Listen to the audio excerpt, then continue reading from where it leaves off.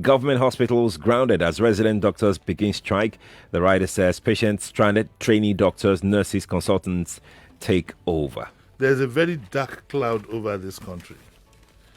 From political pressure to activism, name it. There is a very, very dark cloud.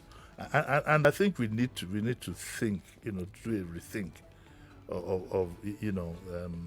of ourselves. We need to do a rethink. We need to find a solution to this dark cloud over the country. I mean, it can't get any worse than this. At a time when this COVID, whatever is going up, is when doctors are going on strike. Is it that the government doesn't have regard for our lives? Or better still, do we have regard for our own lives? Because given our attitude, even under this COVID pandemic, I think that the value of human life to the Nigerian is almost at the barest minimum. I think Nigerians value their cars and their luxury cars and their designer dresses and jewelry more than their own lives. It is very, very sad. This wouldn't happen in some other countries that I know of, where nationwide your doctors are going on strike, and then the spokesperson for the Ministry of Labour will be saying there's no green light and there is no document. So they were caught unawares. It is sad.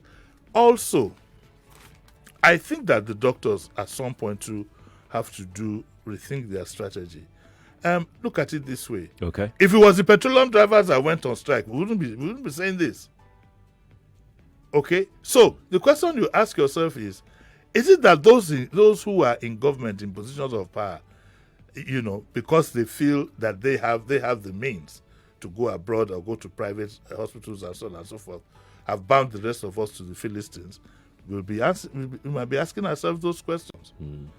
And I've always said that I wish that the doctors, instead of going on strike, would hire another union.